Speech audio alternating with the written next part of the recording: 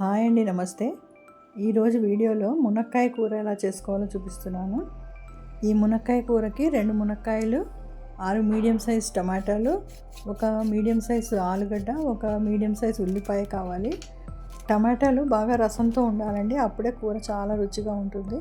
మునక్కాయలకి పై పొట్టు లైట్గా గీకేసి మనకు కావాల్సినంత సైజులో ముక్కలు కట్ చేసుకోవాలి. టమాటా, ఉల్లిపాయ, ఆలుగడ్డ కూడా చిన్న ముక్కలుగా కట్ చేసుకొని ఉంచుకోవాలి.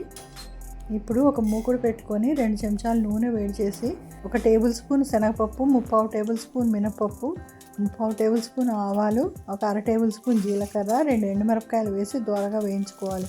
అందులోనే కొద్దిగా కరివేపాకు, పచ్చిమిరపకాయలు కూడా వేసుకొని ఒకసారి వేయించుకోవాలి. తర్వాత మనం కట్ చేసి పెట్టుకున్న ఉల్లిపాయ ముక్కల్ని వేసుకొని కొద్దిగా రంగు మారేదాకా వేయించుకోవాలి. ఉల్లిపాయ కొద్దిగా రంగు మారాక మనం కట్ చేసి పెట్టుకున్న ఆలుగడ్డ ముక్కల్ని వేసుకొని వేయించుకోవాలి. ఇప్పుడు మనం కట్ చేసి పెట్టుకున్న మునక్కాయలను కూడా వేసి 1 నిమిషం పాటు వేయించుకోవాలి. ఇలా 3 కలిపి వేపాక మూత పెట్టి ఇంకో నిమిషం పాటు అలా మగ్గనివ్వాలి. 1 నిమిషం మగ్గాక మూత తీసేసి మనం ఇప్పుడు కట్ చేసి పెట్టుకున్న టమాటా ముక్కల్ని కూడా ఇందులో వేసుకొని కలుపుకోవాలి.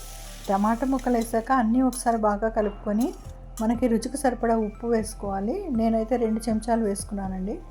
అలాగే కొద్దిగా పసుపు వేసుకోవాలి. తర్వాత ఇందులోనే ఒక చిన్న చెంచాడు పంచదార వేసుకోవాలి. ఇది ఆప్షనల్ అండి. కూర అంతా బాగా ఒకసారి కలుపుకొని ఇప్పుడు మూత పెట్టుకొని ఒక 2 నిమిషాల పాటు మగ్గనివ్వాలి.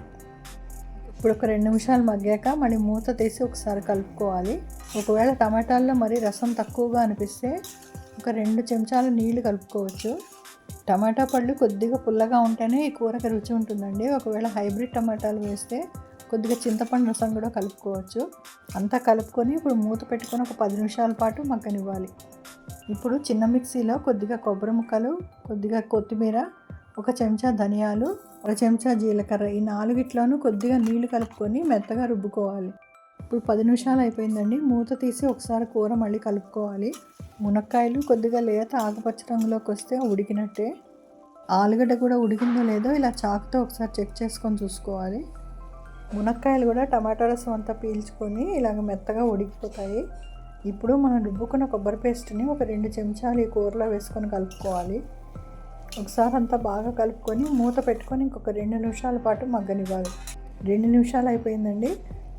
ఈ కొబ్బరి పేస్ట్ కూడా కూరతో పాటు బాగా కలిసిపోయింది. ఇప్పుడు మళ్ళీ ఒకసారి బాగా కలుపుకొని ఇంకా స్టవ్ ఆఫ్ చేసుకోవాలి.